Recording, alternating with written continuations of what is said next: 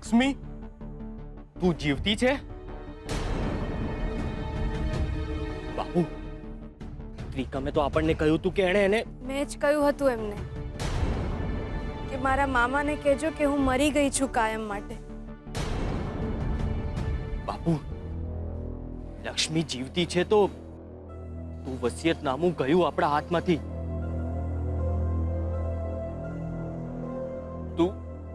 તું જીવતી મૂવી છે?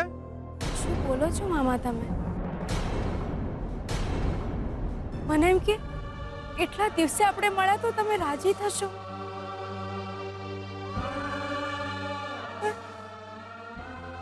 યાદ છે ને મામા, તમને યાદ છે ને કે મારું મોઢું જોઈને તમારી સવાર પડતી.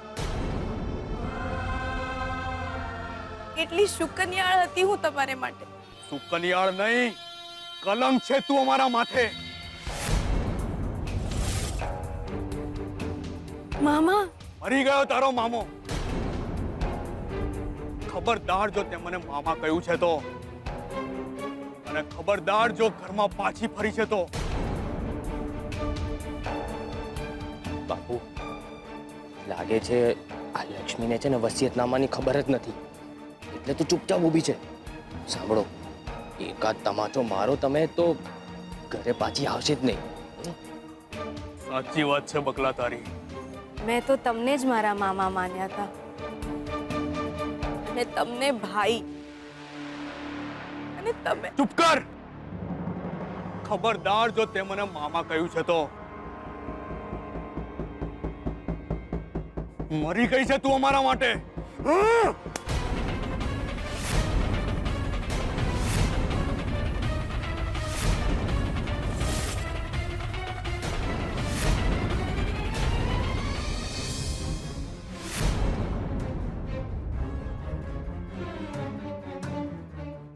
જોરદાર લાયા બાકી તમે તો. આટલી મોટી મોટી મૂછો રાખી છે ને છોકરી ઉપર હાથ ઉપાડો છો. કોણ છે તું? આઈ એમ જીગર રાતમારામ પટેલ ફ્રોમ મેહોણા. એ તું કોઈ પણ હોય, અમારી વચ્ચે પડનારો કોણ છે તું? લે આ દૂર ઉભો રહેજે. આ ઘરનું ચોખ્ખું ઘી અને ગોળ ખાઈને મોટો થયો છું. એક અવડા હાથની પડશે ને તો આ બાપાએ તને ઉપાડીને લઈ જવો પડશે. ને બકા, તમને કેટલી વાર સમજાવ્યું છે કે આવા માણસો મળે ને તો ખંચેરી નાખવાના. એટલે આ મારા ઉપર હાથ ઉપાડશે એમ? લે, ભગવાને જેને ગાલ આપ્યો હોય એને જ તમાચો મારાય ને. આવાને લાફો મારશે. મામો થવું એનો હું, સગ્ગો મામો.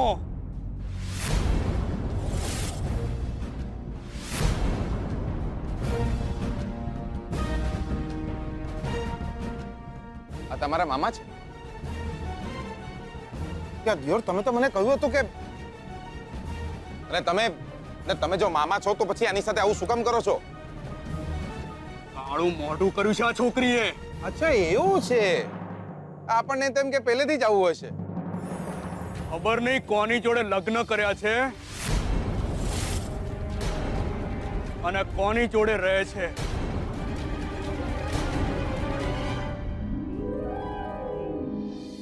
ઓર પછી જો. ચલો નીકળો અહીંયા. નીકળો અહીંયાથી, નહીં તો ખંચેરી નાખીશ. આ તમારા ગલુડિયાને લઈને અહીંયાથી એક બે ને ત્રણ થઈ જાઓ. ચલો.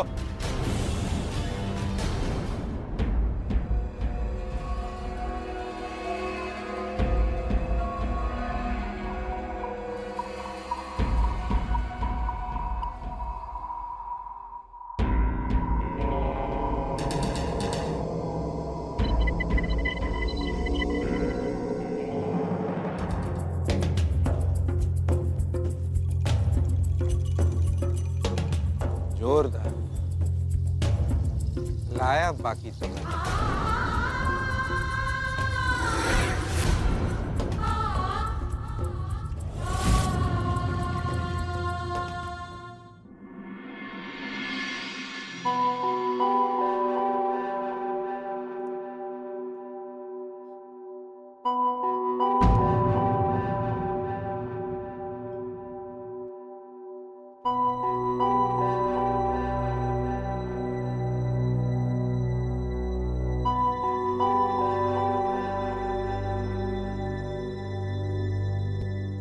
તમે બંને સાથે હતા? શું દિયોર તમે પણ રસ્તામાં મળી ગયા. મને એમ કે એ રસ્તો ભૂલી ના જાય એટલે સાચવીને જોડે લઈ આવ્યો.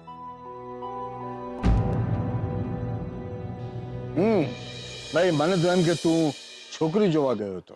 ના જોવાય દાદાજી, છોડીઓ ના જોવાય. કેમ? મન મોડું થઈ ગયું છે. ચચરીને વાગી છે. હવે તો દિયોર મેળ પડતો હશે ને તોય ના પાડી દઈશ. લે, પણ થયું છે શું એ તો કે? બહુ લાંબી વાર્તા છે. દિયોર સીધી સાદી લાગતી છોડીઓ બી જૂઠું બોલે.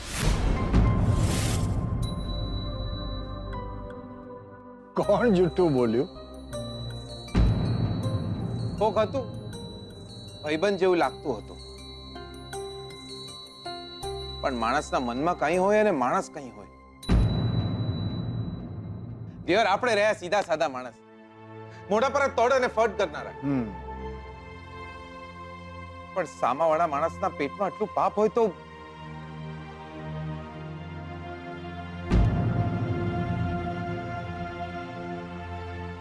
ના મજા આવી. દિયોર ના મજા આવી. નક્કી આજે પણ કોઈ છોકરીએ એને ના પાડી દીધી છે. છોડીઓની તો વાત જ ન કરતા. દિયોર આવી છોડીઓ હોય? આપણે તો સામેથી જ કહી દઈએ, દિયોર ડિવોર્સી છું, છૂટા થઈ ગયા છે. જૂઠું ના બોલવાનું હોય. ભાઈ તું તો દેવદાસ થઈ ગયો છે. મૂડ ખરાબ થઈ ગયો છે. દાદાજી, દિયોર મન નથી લાગી રહ્યો. આ શોધન પણ હજી નથી આવ્યો. એને પણ આવતા 2-3 દિવસ લાગશે.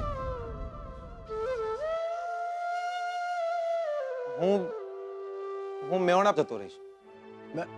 અરે પણ હા, બાને મળીશ, બાપાને મળીશ, પાડાઓને મળીશ,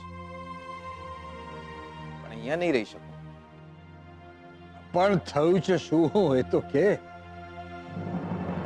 જવા દો ને દાદાજી, આપણને જૂઠા માણસો ના ગમે.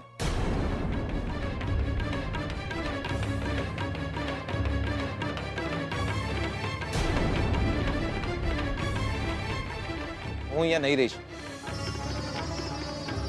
હું મેવણા જતો રહીશ. શોધન આવશે એટલે એને મળવા આવી જઈશ, પણ અહીંયા નહીં રહી શકું.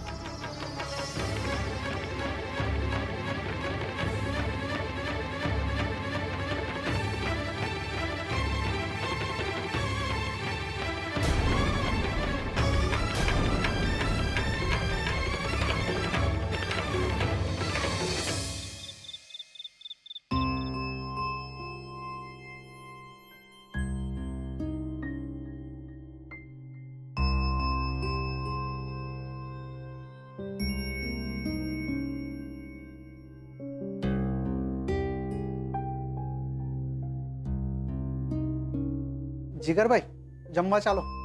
નથી જમવું આજે દિયોર. સ્વીટી બેનો કીધું છે કે નામ નો લેતો દિયોર એનું. તો આજે અવડાતની તું પણ ખાઈશ. જૂઠું બોલ્યા છે મને, જૂઠું. માણસ ગાળ આપીને જાય ને તો ચાલે, પણ દિયોર આટલું બધું જૂઠું હદ કરી નાખી. સ્વીટું હોય તો લક્ષ્મી,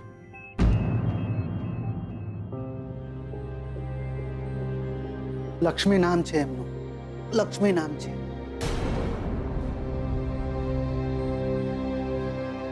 એક નાનકડું ગામ હતું. એ ગામમાં એક છોકરી રહેતી હતી. અનાથ હતી. મામા મામીના ઘરે રહેતી હતી. મંદિરે જતી, ધજા ફરકાવતી, બહુ સીધી સાદી છોકરી હતી. મામા મામીના આટલા ત્રાસ પછી પણ એ આખા ઘરનું કામ કરતી, નોકર માણસની જેમ. એક દિવસ મામા મામીએ કાવતરું કર્યું અને એક ગરડા બદમાશ સાથે આ છોકરીના લગ્ન કરાવી દેવાતા એમને. બે લાફા મારીને આપણે મામા જોડે લગ્ન કરાવી દીધા હોત ને, આપણી સામે આમ ગુલામ બનીને બેસી રહેત. પેલા ત્રિકમે પણ આપણને મૂરખ બનાવ્યા છે. એણે સોપારી પાછી આપીને ત્યારે જ આપણે સમજી જવા જેવું હતું કે જુઠ્ઠું બોલી રહ્યો છે. એણે લક્ષ્મીને મારી જ નથી. જીવતી ક્યાંક બેઠી હશે અક્કર્મી સાપની જેમ.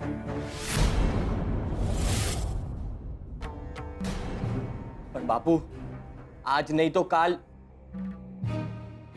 લક્ષ્મીને બધું જ ખબર પડી જશે કે આ મિલકત એના નામે છે. ચૂપ કર.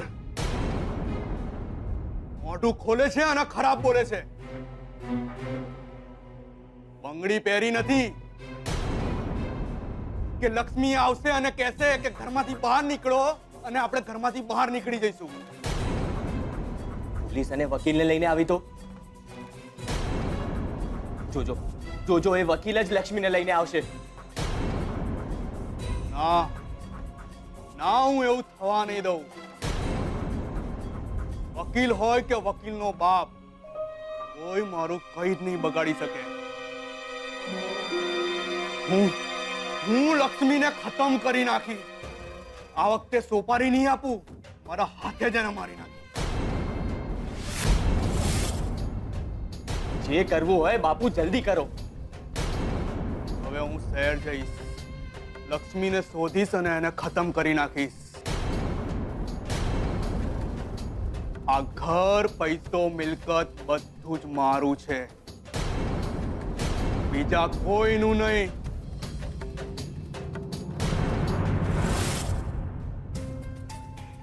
ના સસરાજી ના, આ મિલકત તો હું તમારી નહીં જ થવા દઉં. લક્ષ્મી જીવે કે મરે એની ચિંતા નથી મને, પણ આ વસિયત તો હું મારા શંભુના નામે જ કરાવીશ. તમે લક્ષ્મી સુધી પહોંચો એ પહેલા હું જ એને મળી લઈશ. લક્ષ્મીબેનનું જીવન નરક ના થાય એટલા માટે આ છોકરાએ લક્ષ્મીબેન સાથે લગ્ન કરી લીધા. બેન એટલા માટે જ એમનાથી દૂર રહે છે કે છોકરો રાજી રહે, એમને ગમતી છોકરી સાથે લગ્ન કરી શકે. જીગરભાઈ, ઝેર પીધું છે લક્ષ્મીબેને ઘૂંટડે ઘૂંટડે. જુઠ્ઠું નથી બોલ્યા એ, બસ સાચી વાત છુપાવી છે. જીગરભાઈ, જરા વિચારો તો ખરા કે એમને કેટલી પીડા થઈ હશે જ્યારે એમને એમનું પોતાનું ગળાનું મંગળસૂત્ર ઉતાર્યું હશે. લગ્ન કર્યા પછી છતાં પતિએ વિધવાનું જીવન જીવે છે. લક્ષ્મીબેને તો મને સમ આપ્યા હતા કે આ વાત હું કોઈને ના કરું, પણ એમના માટે કોઈ ખરાબ બોલી જાય તો હું સહન નથી કરી શકતો. નથી કરી શકતો જીગરભાઈ. દિયોર, એ છોકરો કોણ છે? શું નામ છે? ના જીગરભાઈ, એ હું ના કહી શકું. એ વચન હું નહીં તોડી શકું. મારી બેનની મર્યાદા તૂટશે.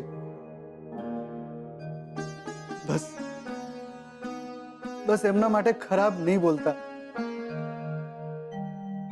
અને એક મહેરબાની કરજો જીગરભાઈ કે આ વાત કોઈને નહીં કરતા.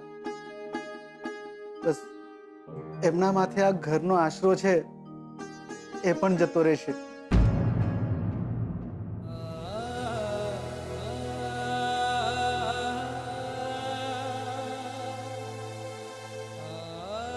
જોરદાર લાયા બાકી તમે તો જીગર પટેલ. 5મા ધોરણમાં સાયકલ પરથી પડ્યો હતો ત્યારે છેલ્લે રડ્યો હતો, અને આજે એક છોકરીની આંખોમાંથી પડી ગયો. જોરદાર લાયા બાકી તમે તો.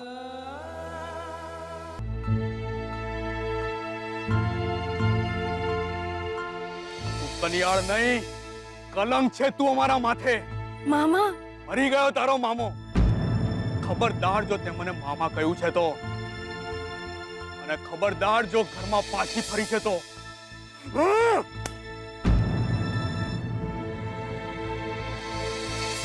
મામો થયું એનો હું, તગ્ગો મામો. કાળું મોઢું કર્યું છે આ છોકરીએ. જોરદાર લાયા બાકી તમે તો.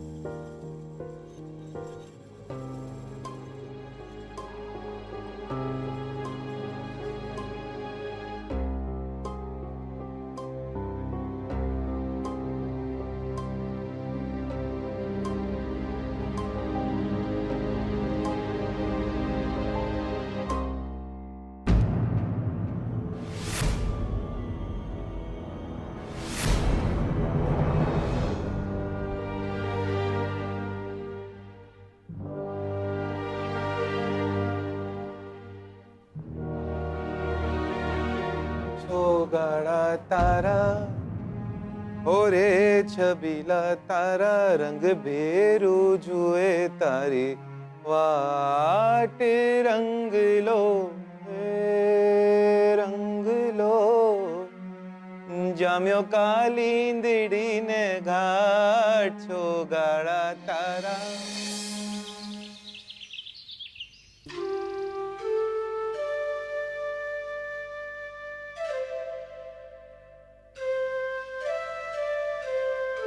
અરે રંજીત કુમાર, કેમ આજે આટલા વહેલા ઓફિસે? ભાવનગર વાળા રાઘવભાઈ છે ને? ઓહો, રાઘવભાઈ જોડે તો ભાઈ બહુ જૂના સંબંધ છે આપણા. હા, બસ એમની જ સાથે એક મીટિંગ ફિક્સ થઈ છે, તો હું ભાવનગર જઈ રહ્યો છું. ગુડ. વહેલા નીકળી જવું તો સારું ને? કમાલ કરો છો તમે. ચોદનની ગેરહાજરીમાં ગજબની ભાગદોડ કરો છો. જો આપણી કારમાં જજો. અને ધ્યાનથી ચલાવજો. ના ના, એટલે મેં ટેક્સી બુક કરી છે. શું છે કે એટલે દૂર સુધી મારે ડ્રાઈવ કરીને નથી જવું. આ તમે બહુ સારું કર્યું. સંભાળજો. ચાલો તો હું જાઉં. અને જો પહોંચીને ફોન કરજો. શ્યોર. જય શ્રી કૃષ્ણ. જય શ્રી કૃષ્ણ.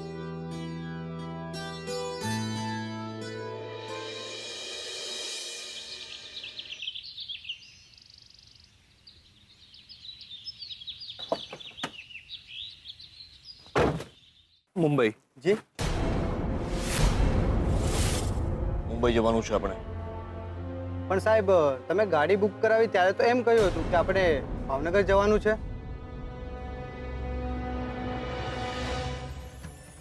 તને પૈસા સવાલ કરવાના નહીં, ડ્રાઇવિંગ કરવાના આપું છું. ચાલ મુંબઈ. શાંતિ રાખજે જરા. હું શું કહું, જો આ શાસ્ત્રીજીમાં છે ને અમને બહુ શ્રદ્ધા છે. એમનું કહેલું બધું સાચું પડે. તો યાર એમને કોને કે આપણો મેળ પાડી દે. દીકરા, એ શાસ્ત્રીજી છે, પંડિત નહીં. તો એટલું તો કહેશે ને કે આપણો મેળ પડવાનો છે કે નહીં પડવાનો.